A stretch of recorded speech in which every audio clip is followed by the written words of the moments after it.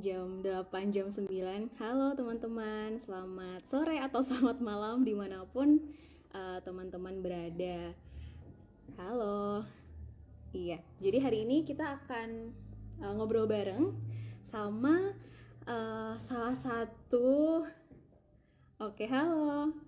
Iya, salah satu orang penting nih dari Huawei Indonesia. Jadi, teman-teman selamat datang sebelumnya di Instagram Live pertama kita di mata kuliah kecerdasan digital. Kita punya tajuk Sore Bareng Teman Cerdas Digital. Jadi buat teman-teman yang mungkin baru lihat informasi tentang kelas kecerdasan digital dan kemudian juga kepo-kepo nih kelasnya apa aja. Jadi hari ini kita akan ngobrol bareng tentang salah satu stream yang cukup banyak peminatnya nih, yaitu AI with a Cause yang akan diampu bersama dengan Huawei Indonesia. Oke, saya cek dulu. Oke, nah ini sudah ada di sini tim dari Huawei for Indonesia.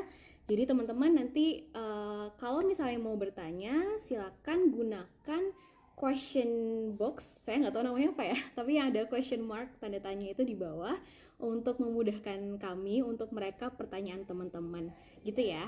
Jadi tolong pakai itu supaya nanti pertanyaannya bisa kerekap dengan mudah, bisa saya highlight dan nanti kita tanyain bersama ke Pak Rai. Oke, saya undang dulu Bapak Rai Pradono dari Huawei ICT Talent Ecosystem Development Manager Huawei Indonesia. Coba ya.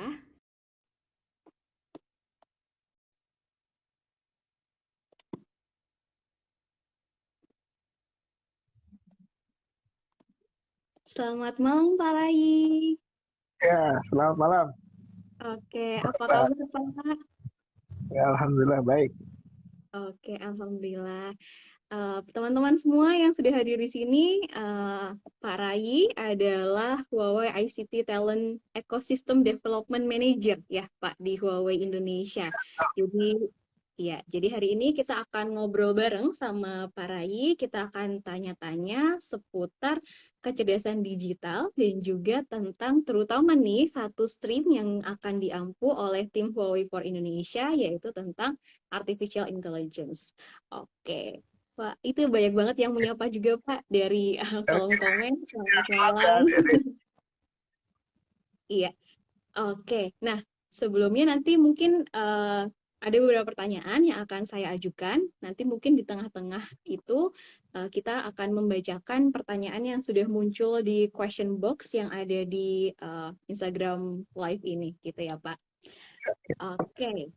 Nah, sebelumnya nih Pak, karena kita kan ngomongin kelas kecerdasan digital nih. Nah, kalau menurut Pak Rai nih, sebenarnya kecerdasan digital itu apa sih, Pak? Oke. Ini pernah dengar kecerdasan tapi ya, tahu kan kecerdasan. Kan sudah banyak Mhm. tuh yang namanya kecerdasan. Yang awal-awal tuh IQ, logika. Ada juga kecerdasan emosi, ya, kecerdasan spiritual, dan sebagainya.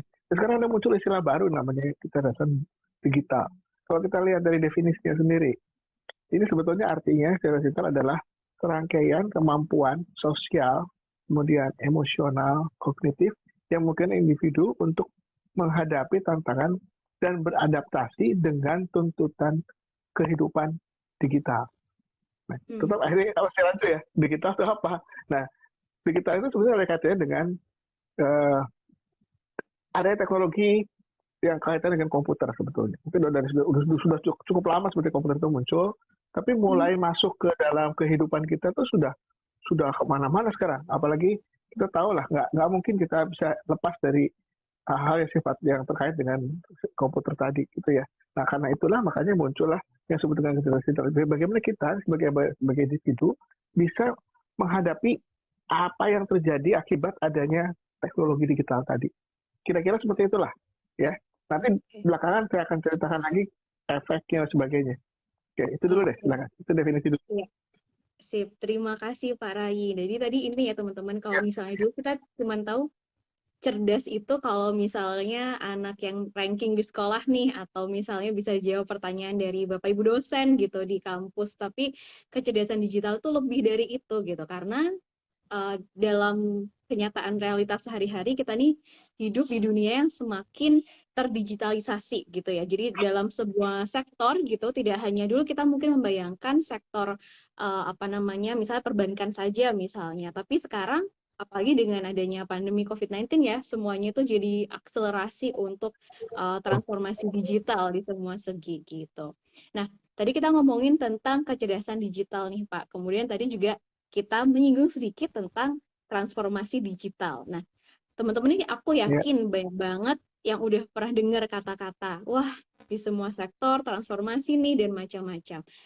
Tapi sebenarnya transformasi digital itu sendiri apa sih Pak? Kalau tadi kan kecerdasan digital tuh beda tuh sama kecerdasan biasa gitu. Nah, kalau transformasi digital apa sih yang beda? Apa yang membuat ya. kalau misalnya kita bilang transformasi digital itu seperti apa?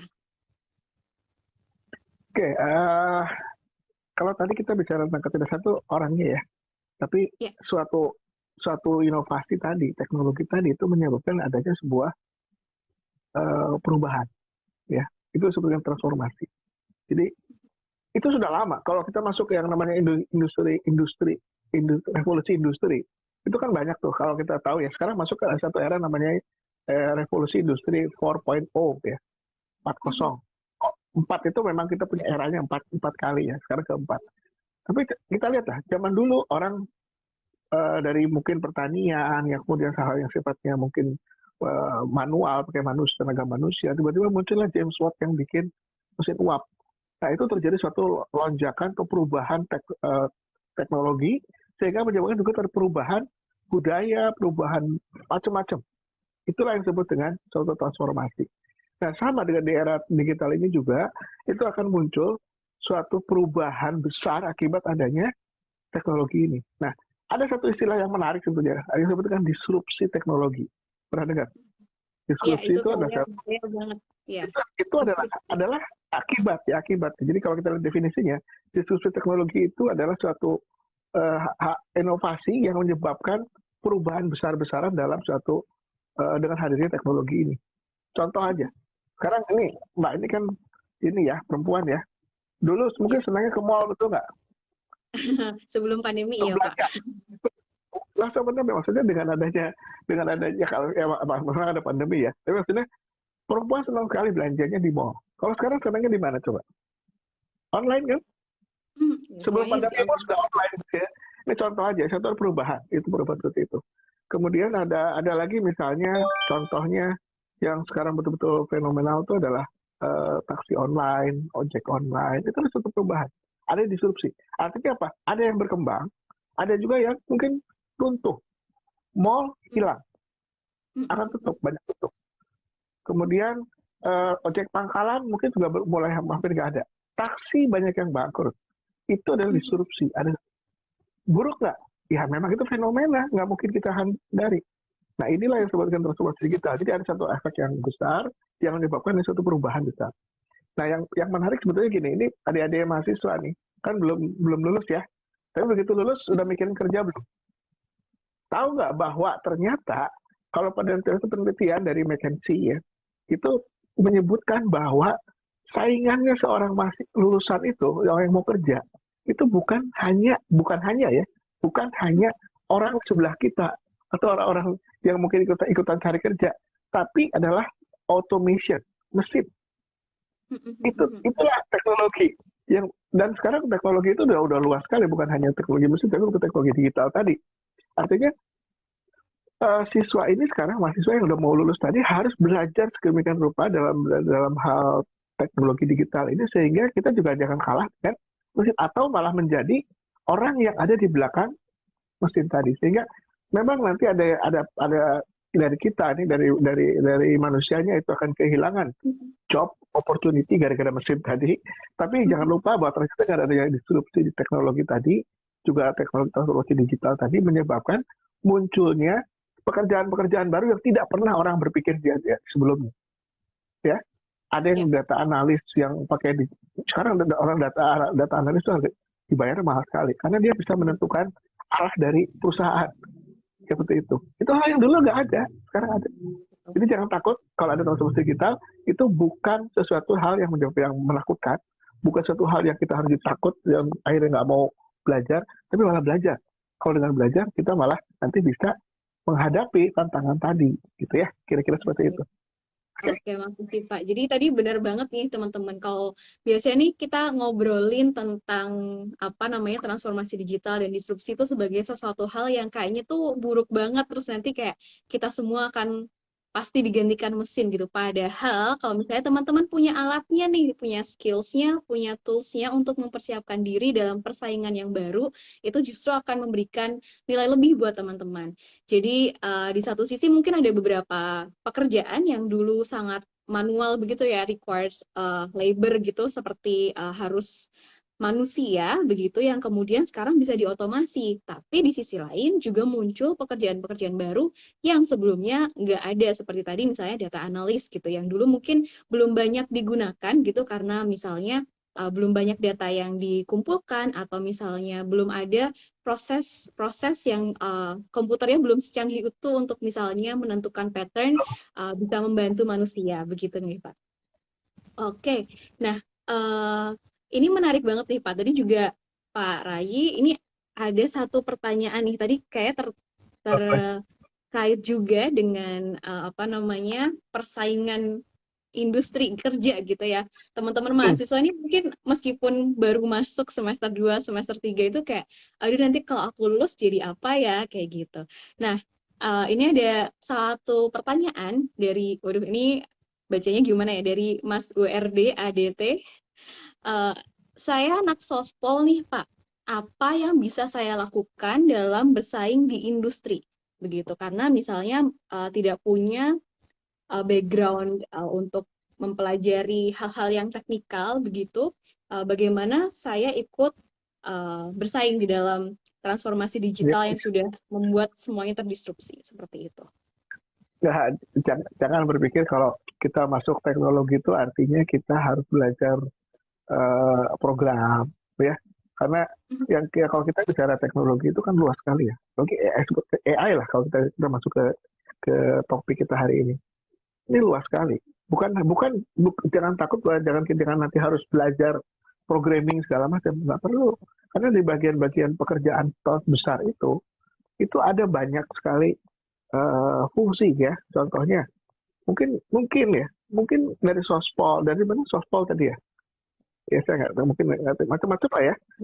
Betul-betul pekerjaan-pekerjaan yang sifatnya mungkin di bidangnya sendiri, tapi menggunakan suatu eh, teknologi tadi ya. Jadi bisa sebagai pengguna, kemudian dia juga bisa juga nanti mengolah datanya, membuat informasi. Misalnya contohnya eh, untuk data science misalnya, kalau yang saya pernah pelajari itu banyak dari yang bukan non IT juga banyak yang butuh, karena mereka juga membutuhkan suatu orang yang misalnya sebagai analis itu bukan analisnya komputernya, tapi menganalisis dari fenomena itu misalnya menjadi sebuah informasi atau menjadi sebuah keputusan, tidak harus dari sisi orang IT gitu loh.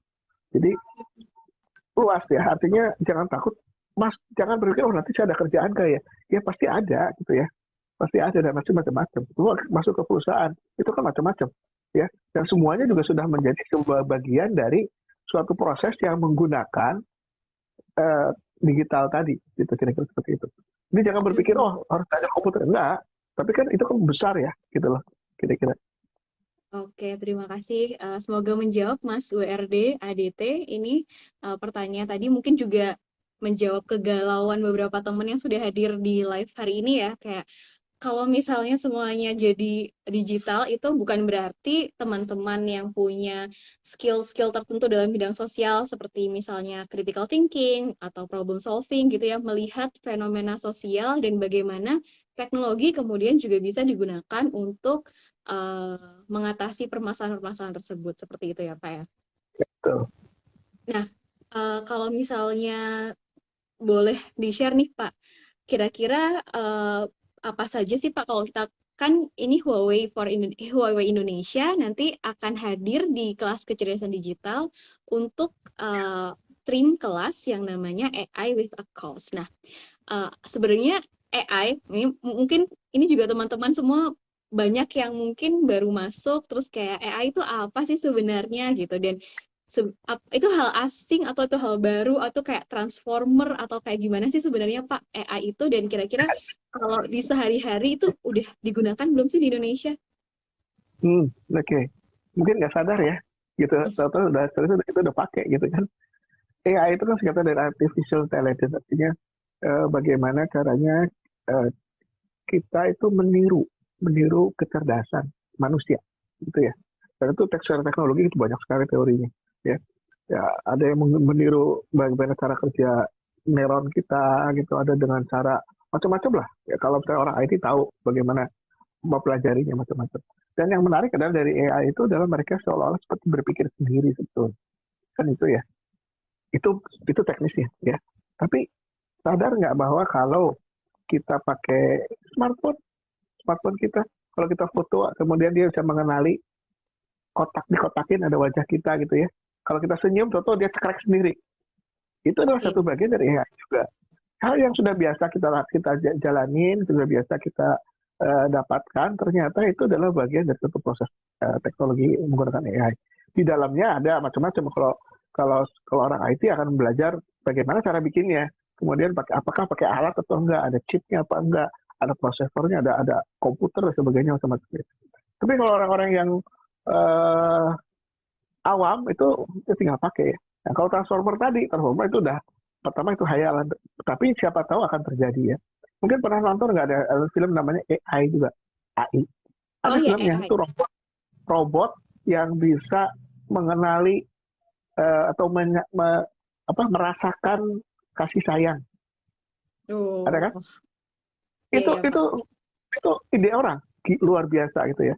Karena kalau kita bicara tentang AI sampai sekarang kita hanya bicara misalnya pengenalan wajah, pengenalan gambar, kemudian bisa membuat suatu analisis yang bisa menentukan arah kebijakan gitu-gitu. Tapi belum pernah ada yang bikin bagaimana menciptakan rasa, perasaan, nggak ada. Bisa Perasaan nggak? Mungkin emosi. bisa atau kapan. Nah, tapi artinya apa? Yang namanya AI itu luas sekali. Udah lama diterapkan, sudah banyak sekali masuk ke kehidupan kita sendiri.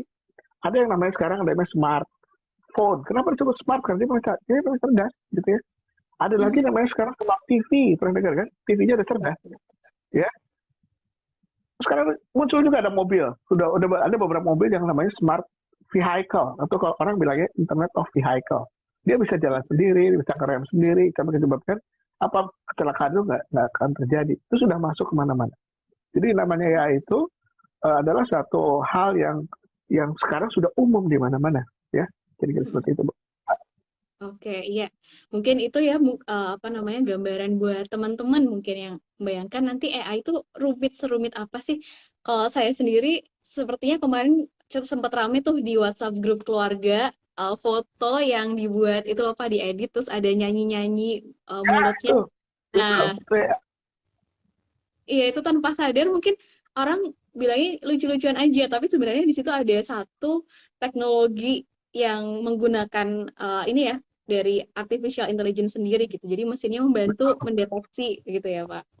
Tuh. Iya, mungkin sobat cerdik di sini ada yang udah pakai aplikasi dan juga iseng ngirimin di grup keluarga untuk Bapak, Ibu, Bude gitu ya. Seru-seruan apa namanya pakai mengubah wajah ataupun mungkin uh, hal-hal lainnya. Nah, itu juga salah satu aplikasi dari AI di sekitar kita. Jadi jangan membayangkan, aduh kayaknya ribet banget nih kalau AI nanti kayak gimana ya kayak gitu. Jadi sebenarnya udah ada dan banyak kita gunakan gitu. Nah, kalau misalnya tadi kita cerita tentang AI, transformasi digital, dan yang lainnya, kalau di Huawei sendiri nih Pak, apa namanya, kalau misalnya kita ngomongin tadi transformasi digital dan juga disrupsi, kira-kira apa saja sih yang sudah dilakukan oleh Huawei Indonesia utamanya dalam praktiknya untuk mendukung gitu program kecerdasan digital di Indonesia ya secara luas gitu termasuk di dalamnya literasi digital dan yang lainnya. Kira-kira mungkin bisa di-share Pak apa saja yang sudah Ya, ya, dilakukan dengan tim. ya. Kalau Huawei sih sebenarnya udah di Indonesia udah 20 tahun ya. Dan 21 tahun malah tahun ini, gitu ya. Kalau dari pusatnya sendiri kan dari Cina ya, gitu ya. Ya. Memang yang menarik adalah Huawei ini sekarang ini ada sekitar 200.000 employee atau karyawan ya seluruh dunia. Dan menarik adalah separuhnya adalah R&D. Ya, Hmm. artinya apa? Di situ Huawei mencoba untuk selalu membuat inovasi. Banyak sekali inovasinya. Macam-macam kalau kita bicara teknologi Huawei itu macam-macam, ada yang mulai data center, ada jaringan segala macam ya. Orang-orang awam sih tahunya apa itu Huawei? Huawei itu adalah smartphone, betul nggak? P30, P40 gitu ya. Tapi sebetulnya bukan hanya itu, kami di Huawei ini punya banyak sekali teknologi dan salah satu yang gencar-gencarnya dikembangkan adalah AI ya. Nah, Huawei ini sekarang punya alatnya sendiri, ada satu alat yang ada berbasis chip yang dibuat sendiri juga, ASEAN misalnya. Kemudian ada beberapa alat-alat lagi yang sorry, ya, mempercepat proses dan itu sudah banyak diterapkan di luar negeri dan juga di Indonesia. Oke. Okay. Nah, di Indonesia sendiri kami ini bukan hanya kita bicara produk, bicara alat, tapi kita bicara bagaimana kita mengembangkan talent. Karena saya kan bagian dari bagian talent ya. Nah, apa sih pengembangan talent itu? Salah satunya adalah kami fokus untuk bagaimana mendidik manusia-manusia Indonesia ini supaya mereka punya literasi, punya keahlian, skill untuk bisa mampu untuk bisa bekerja dan bisa menghadapi semua tantangan teknologi tadi. Nah, salah satu yang dikembangkan di Indonesia adalah satu konsep yang dengan yang kita sebut dengan Huawei uh, Smart Generation ya, Smart Generation. Di dalamnya ada beberapa bagian lagi, ada yang namanya Huawei ICT Academy, di mana kami kerjasama dengan kampus-kampus untuk membina, salah satunya dengan UGM ini kita juga akan bikin satu program untuk bisa mencerdaskan atau membuat satu teknologi ini menyebabkan mereka bisa belajar mengenai teknologi terbaru ya. Dan itu yang kita buat dan itu diharapkan nanti Indonesia ini punya manusia-manusia yang punya talenta tinggi gitu ya. Tapi memang kita basisnya karena kami ini adalah sebuah perusahaan IT, artinya pasti menggunakan satu teknologi yang kami kembangkan gitu ya. Kira-kira seperti itu dulu. Nanti kalau ada tambahan saya tambahkan lagi, silakan. Oke, ya terima kasih Pak Rayi. Ya mungkin teman-teman membayangkan Huawei, saya rasa beberapa teman saya juga menggunakan produk smartphone gitu, tapi sebenarnya lebih besar dari itu ya Pak. Ada berbagai apa namanya teknologi yang juga dikembangkan di Indonesia dan juga saya rasa dengan teman-teman mungkin sudah pernah dengar atau pernah baca gitu ya kalau Indonesia ini jumlah digital talent-nya itu cukup rendah gitu. Jadi dibandingkan dengan negara-negara lain, ketika negara lain sudah punya sekian persen untuk menyiapkan SDM-nya di negaranya untuk mengejar transformasi digital supaya tidak tertinggal, supaya bisa ikut serta dan tidak kemudian menjadi kalah gitu dengan otomasi atau dengan robot. Di Indonesia ini ada shortage of digital talent gitu. Jadi penting banget kita itu membangun SDM gitu. Kita tahu teknologinya sudah ada begitu ya. It's ready to use gitu sepertinya. Tapi kalau misalnya SDM-nya sendiri belum siap, itu menjadi PR buat kita semua gitu. Kayak banyak banget juga kita ngomongin smartphone, tapi misalnya orangnya nggak smart gitu. Jadi uh, phone-nya smart bisa buat ngirim pesan ke banyak orang gitu. Terus kemudian bisa merekam gitu, tapi karena not so smart users gitu, yang disebarkan hoax, yang disebarkan misinformasi kayak gitu. Jadi itu penting juga ya teman-teman kayak gitu. Saya mau tambah sedikit. Iya Pak. Oke. Nah, ini ada satu lagi yang tadi kita bicara, tadi banyak kan hanya bicara soal digital talent tadi ya. Nah, tadi saya kelewat sedikit bahwa Huawei ini punya satu program besar ya. Jadi kami ini punya satu program luas, dia disebut dengan Huawei ASEAN Academy, yaitu program besarnya. Kemudian di Indonesia sendiri yang tadi menggunakan satu jalan yaitu Huawei ICT Academy dan Smart Generation tadi, itu kami punya komitmen dan ini sudah kami bersama dengan pemerintah kita juga gitu akan membangun 100.000 digital talent di Indonesia untuk 5 tahun ke depan. Ya, itu komitmennya Huawei ya. Jadi makanya kami kerja keras untuk bisa memastikan bahwa semua manusia-manusia Indonesia ini harus punya talenta yang baik dari sisi digital. Makanya kita kembangkan 100.000 digital talent sampai 5 tahun ke depan. Dari tahun 2020 sampai 2025. Cukup berat, Wow. tapi insya Allah jalan. Oke, ya. Ini sebuah inisiasi yang sangat baik ya. Saya rasa 100.000 dalam waktu 5 tahun. Mungkin nanti teman-teman yang ikut dalam program Cerdik ini juga menjadi salah satu harapannya melengkapi teman-teman untuk punya skill digital yang tadi kita bilang bukan hanya kemampuan menggunakan, tapi juga kemampuan beradaptasi dan juga apa namanya tidak hanya pengguna, tapi mengerti literasinya seperti itu. Nah, ini saya ada pertanyaan lagi dari, waduh, ini nama akunnya agak susah dari tadi. AIEAOEA, ya nggak tahu kayak gimana nih, Pak. Menurut para ini, ada nggak sih singgungan antara AI dan juga data science? Jadi sebenarnya apakah ini adalah dua makhluk berbeda atau sebenarnya mereka itu eh, dari ibu yang sama misalnya atau bagaimana? Ya, sebetulnya itu satu, mungkin data science itu fokusnya di pengelolaan data ya. Data, namanya juga data science ya. Nah, Mhm, kalau kita bicara data science, itu di dalamnya ada juga teori-teori yang terkait dengan misalnya pengolahan datanya. Bagaimana kita mengolah data. Salah satunya dengan satu teori-teori namanya misalnya machine learning. mhm, Itu adalah bagian dari AI. Artinya data science itu adalah sebuah bagian dari kecerdasan buatan tadi. Nah, untuk bisa sampai saya bilang tadi mesin, menggunakan data tadi, data machine learning kan mesinnya disuruh mikir. Nah, mhm, gimana cara mesinnya disuruh mikir? Ya pakai AI. Itu AI itu mhm, adalah bagian dari itu. Ada juga yang lebih dalam lagi kalau pernah kan misalnya kita pakai smartphone, kemudian kita buka buka iklan-iklan, oh senang buka iklan. Besoknya perhatiin, atau lu nggak terlalu lama dari situ, semua iklan itu akan muncul sendiri. Kok tahu mhm, gitu ya? Nah, itu karena adanya namanya machine learning, atau mungkin lebih jauh lagi pengolahan data lebih dalam namanya deep learning gitu ya. Itu mhm, adalah satu proses yang dibuat oleh mesin ya. Itu adalah bagian dari data science gitu ya. Dan konsep besarnya itu namanya adalah artificial intelligence. Jadi memang bukan bersinggungan, itu memang jadi satu satu rumpun yang besar gitu ya. Kira-kira mhm. seperti itu. Oke, ya jadi itu bukan dua makhluk berbeda yang bersinggungan, tapi memang ada satu ekosistem di mana dalam Ya, penggunaannya mereka saling bersama gitu ya. Eh, ya.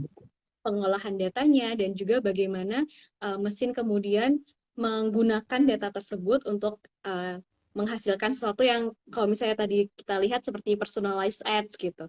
Kadang mungkin teman-teman juga pernah mengalami ya kalau kita lagi buka-buka Instagram gitu misalnya muncul beberapa iklan dan misalnya kita klik iklan apa ya misalnya satu produk kosmetik hari itu kemudian kita masuk ke websitenya besoknya itu akan muncul lagi produk-produk serupa atau dari brand yang sama yang muncul ke halaman iklan halaman stories kita ataupun halaman post kita seperti itu jadi uh, bagaimana kemudian sekarang ini satu sisi mungkin membantu ya kita juga ketika memang kita butuh kemudian oh ini ada beberapa hal yang bisa kita cari juga gitu karena apa namanya mesin tersebut telah mengolah perilaku kita seperti itu.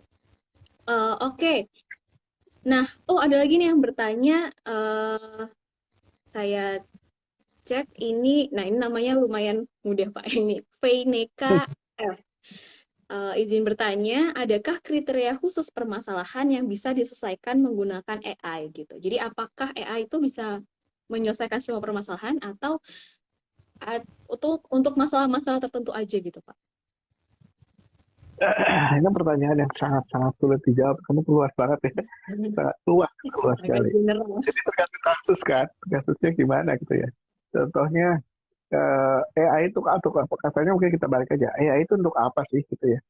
Nah itu segala macam-macam. Misalnya kalau kita pakai satu situs toko online misalnya, kan Mhm. orang cuma sebetulnya kalau zaman dulu banget ada yang namanya mungkin saya atau 20 tahun lalu ada Amazon itu kasih ngomong produk ya, sorry. Nggak apa-apa lah, ini kan jualan buku zaman dulu. Amazon jualan buku zaman dulu. Nah Iya. sekarang udah canggih sekali, mereka sudah menggunakan semua data yang ada di situ untuk bisa mau diolah supaya menjadi bermanfaat untuk yang hal-hal lain gitu ya. Nah, jadi kasusnya kan macam-macam gitu ya. Atau perusahaan-perusahaan yang mungkin nanti mau memastikan bahwa sasaran kita tuh benar loh. Ya, misalnya saya bikin satu produk apa tuh? Produk satu aplikasi di mana semua untuk supply barang ke satu minimarket misalnya itu bisa bisa efektif. Contohnya Hmm. itu kan pakai AI juga ya, jadi kita pakai data lama dari situasi macam-macam segala macam itu menyebabkan satu minimarket itu tidak akan mungkin kita bisa nyetok barang misalnya yang terlalu banyak yang tidak kejual. Kenapa? Karena kita data, mereka udah punya data dat di daerah itu misalnya apa sih yang laku paling laku, itu ada datanya, itu bisa diolah. Nah itu adalah satu hal yang implementasi untuk bisnis misalnya yang menggunakan AI. Jadi kalau ditanya bisa nggak semua permasalahan, ya tergantung dari situasi juga. Tapi secara logika seharusnya semuanya bisa diselesaikan dengan catatan ada yang membuat suatu alur yang benar ya, algoritmanya. Kemudian mungkin macam-macam lah yang bisa diatur supaya menggunakan data tadi diolah menjadi sebuah informasi yang tepat ya, bisa diambil Hmm. putusan yang tepat. Nah itulah sebetulnya yang kita sebut tadi sebelum saya jelaskan tadi yang tadi itu data scientist itu ya, karena dia mengolah data itu menjadi sebuah informasi. Oke, kira-kira itulah. Memang sekali lagi mohon maaf ini luas sekali jawab pertanyaannya, jadi saya juga jawab hanya Boleh. parsial aja. Oke, sip. Terima kasih tadi Venika untuk pertanyaannya. Mungkin agak umum karena kriteria apa yang bisa di masalah apa yang bisa diselesaikan dengan AI. Sebenarnya di beberapa banyak sektor ya sepertinya sudah banyak menggunakan AI. Tapi mungkin saya agak kepo nih Pak. Kalau misalnya di dunia pendidikan nih, kan kita juga sekarang ini setelah pandemi juga itu sepertinya banyak apa namanya eh, universitas ataupun juga apa namanya perguruan tinggi atau sekolah gitu move to online gitu. Tapi banyak yang kemudian cuman pindah aja gitu, pindah platform, tapi kemudian tidak ada satu hal yang baru gitu. Padahal seperti kita tahu, mungkin banyak juga teman-teman yang jenuh gitu ketika sama aja gitu. Ini cuman offline dipindah ke platform sinkronus gitu, cuman dengerin dosen, dengerin guru 2 jam gitu yang membosankan. Nah, Ya, kira-kira kalau misalnya di dunia pendidikan ada nggak sih Pak AI yang kemudian juga bisa digunakan dalam interaksi pengajaran gitu mungkin? ya, di Huawei itu ada satu konsep yang disebut dengan smart classroom, salah satunya ya, smart Mm-mm. classroom. Jadi teknologi itu dibuat untuk memudahkan kita belajar ya, macam-macam ya, bisa bisa dari sisi alatnya sendiri, menggunakan alat sehingga alat itu secara untuk video conferencingnya lebih baik, lebih fokus dan sebagainya. Kemudian juga bisa membuat katakanlah kita tidak pandemi nih ya, tidak pada Mhm. ada pandemi. Setiap kampus itu kan kadang ada di beberapa tempat, ya kan? Ada satu di Jakarta, satu di Bandung, satu di mana lagi. Satu dosen itu bisa aja mengajar satu kali, mengajar satu di satu tempat, tapi semua orang itu akan bisa interaksi seolah-olah tidak ada batasan geografi lagi. Itulah salah satu cara untuk bisa bisa membuat pembelajaran ini lebih lebih luas karena tidak bicara tentang kelas gitu. Itu sebenarnya smart classroom. Banyak macam-macam yang bisa kita kembangkan. Ada Hmm. juga dari sisi aplikasinya sendiri, dari softwarenya. Di sini dia juga harus bikin aplikasi yang lebih cerdas. Bisa ada yang namanya learning management system yang mungkin dia bisa berinteraksi dengan baik, kemudian membuat sebuah model pembelajaran di mana mahasiswa atau siswa-siswa itu bisa belajarnya lebih lebih enak, lebih lebih lebih efektif dan sebagainya. Memang jujur aja kalau karena pandemi ini kan orang dipaksa untuk menggunakan online. Jadi ya sama selama ini memang masih hanya sekedar tatap muka tapi dipindahkan ke dalam sebuah Iya, laptop. Jadi iya orang betul. kalau istilahnya kalau zaman dulu orang bolos itu kabur, kalau sekarang orang bolos itu mematikan mute Oke, mute mute atau video saja. Itu betul. prinsipnya sama. Itu tidak tidak tidak beda dengan kelas biasa.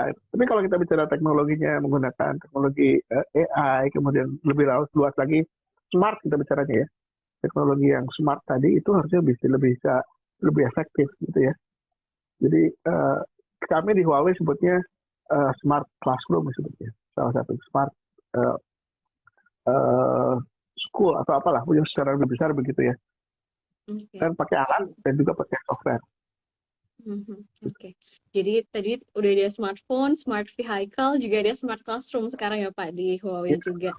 Wah, ini teman-teman sobat cerdik juga digital intelligence harus catch up nih dengan perkembangan gitu. Jadi tidak hanya sebagai pengguna, tapi kita juga harus menguasai teknologi yang mulai maju juga gitu. Jangan sampai kita cuman make, tapi kita tidak tahu how it works gitu, sehingga terjebak dalam tadi seperti saya sebutkan, ya pengguna aja gitu, nggak literate untuk how do we use it gitu.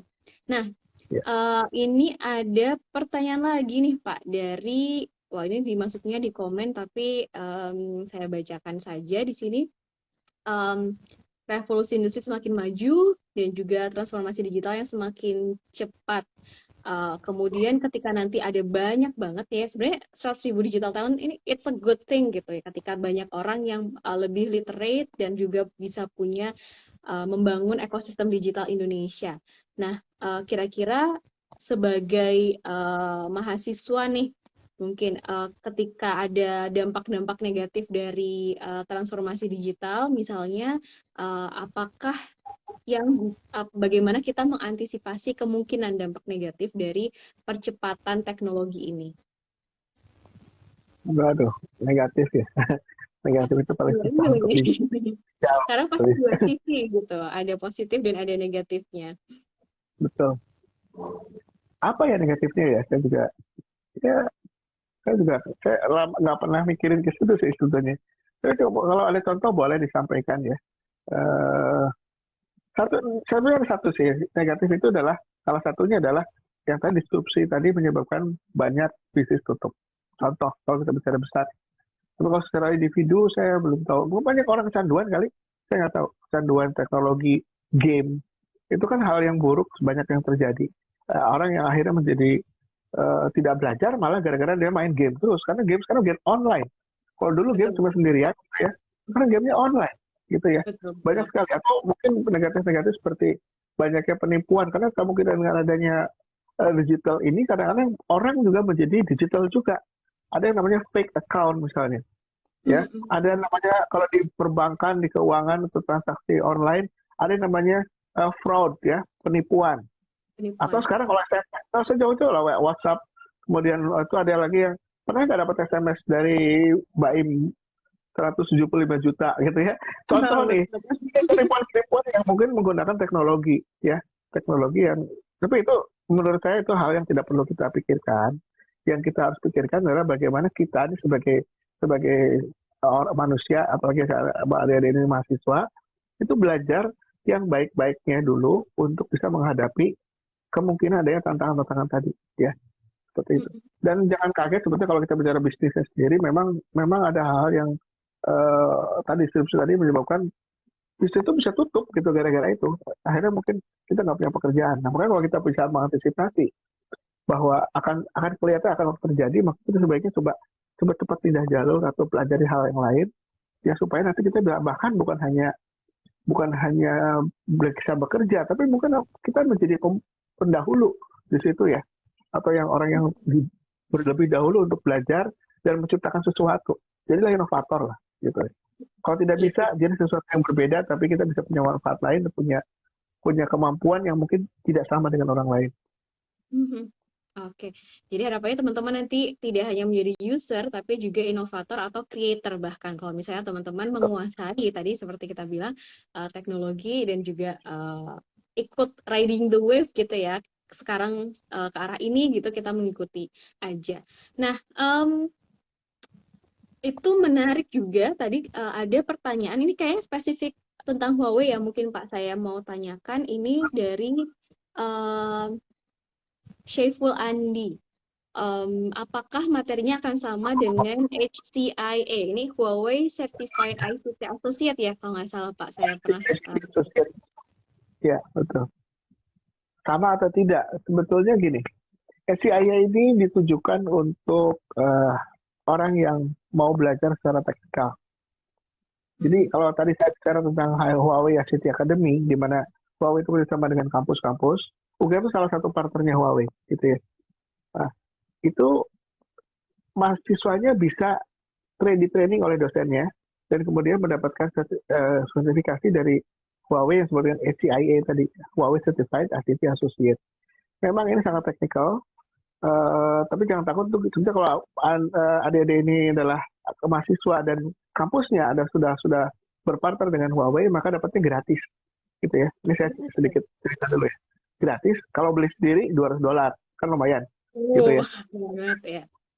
Tapi apakah sama kalau saya bilang dengan yang sekarang dengan UGM yang sekarang nih yang kita sedang sampaikan, mungkin sedikit berbeda, walaupun ada sebagian yang sama. Karena yang sekarang diajarkan itu lebih banyak ke arah AI yang lebih umum, ya, sifatnya lebih umum, tidak terlalu teknis, sehingga orang-orang yang bukan dari IT bisa ikutan, gitu ya. Tapi kalau SCIA mau tidak mau harus teknikal banget, gitu. Betul, Tapi betul. bisa belajar, bisa karena Huawei punya online course-nya juga, silahkan belajar dari situ sendiri. Kalau jagoan bisa lulus, ya. Tapi Oke. syaratnya tadi kerjasama dulu sama Huawei kampusnya. Nanti minta sama dosennya, Pak, saya mau ikutan nih gitu. Ya, Oke, terima kasih Pak Rai. Tadi cukup teknikal ini pertanyaannya spesifik tentang certification ya.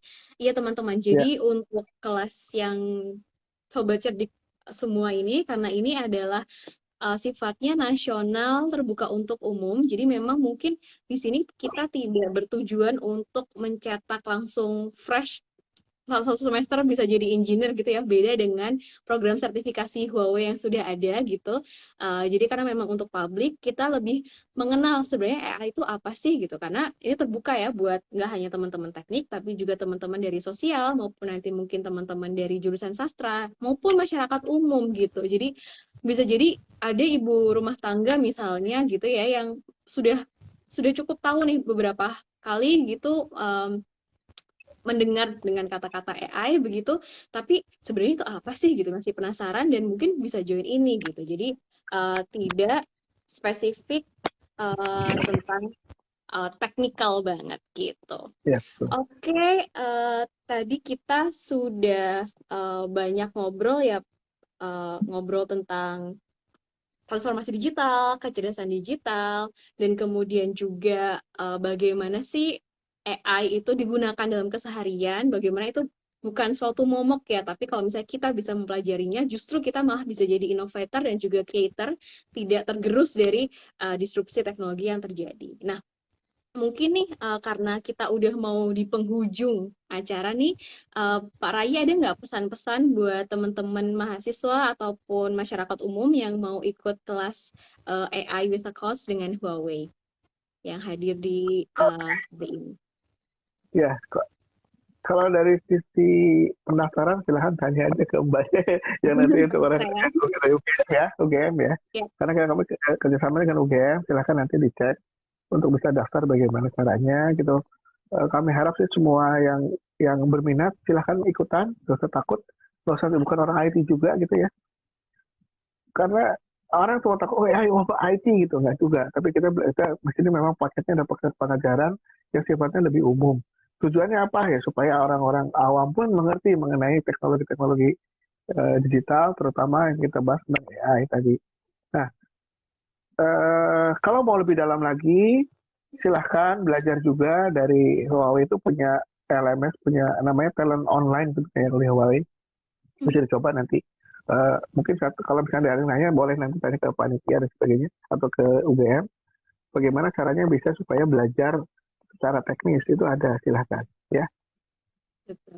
Kalau dari sisi saya itu dulu, mungkin saya nggak tahu ada tambahan lagi, silahkan. Oke.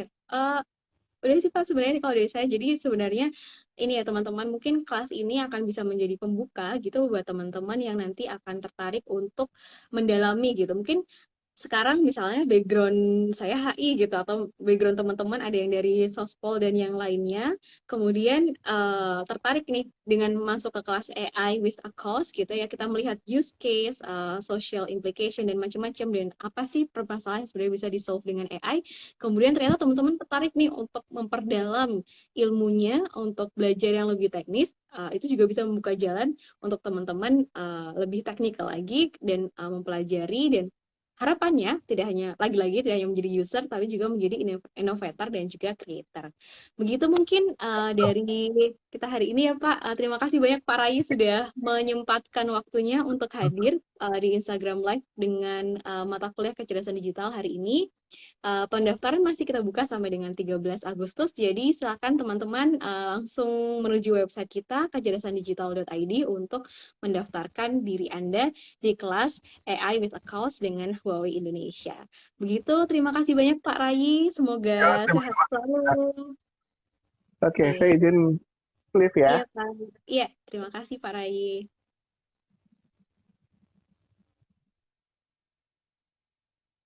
Oke, nah, oke teman-teman, terima kasih banyak sudah join bareng bersama saya Trevi. Tadi kayaknya saya malah lupa mengenalkan diri sebagai salah satu koordinator di mata kuliah kecerdasan digital.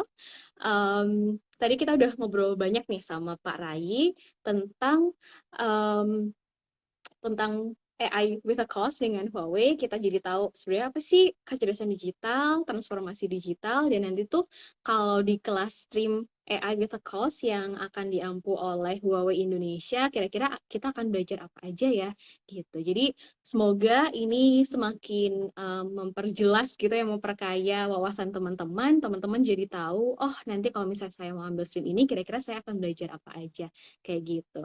Nah, teman-teman jangan lupa kalau untuk pendaftaran di kelas kecerdasan digital ini masih kami buka sampai dengan tanggal 13 Agustus 2021. Jadi masih ada sekitar 1 minggu ya dari sekarang, teman-teman bisa langsung mendaftar ke kecerdasandigital.id. Begitu. Jadi kelas ini juga terbuka untuk umum gitu teman-teman. Jadi tadi kayaknya waktu Pak Rayi masuk kayak teman-teman banyak yang nanya, ini saya bisa daftar nggak Mbak? Saya dari sosiologi, saya dari mana gitu. Bisa banget karena kelas ini terbuka untuk mahasiswa dan juga umum dari berbagai latar belakang begitu. Dan kelas ini gratis, fully gratis gitu ya. Ini fully funded by apa namanya UGM dan juga Mitra. Jadi teman-teman nggak usah bayar apapun begitu ya. Jadi cuman daftar saja teman-teman langsung ke kecerdasandigital.id dan nanti tinggal pilih kelas yang teman-teman mau ikut gitu. Kelasnya akan berjalan selama 1 semester, jadi akan dimulai dari bulan Agustus ini, dan kemudian nanti teman-teman bisa langsung join kelasnya ketika nanti sudah mendapatkan konfirmasi dari tim kecerdasan digital, seperti itu. Itu teman-teman, semoga tidak ada pertanyaan lagi yang terlalu teknikal. Nanti teman-teman bisa menanyakan ke kakak admin, kakak admin di kecerdasan digital ini. Dan terima kasih udah join bareng tadi sama saya dan juga Pak Rai. Semoga semuanya sehat-sehat dan sampai jumpa di kelas kecerdasan digital 2021. Sehat selalu.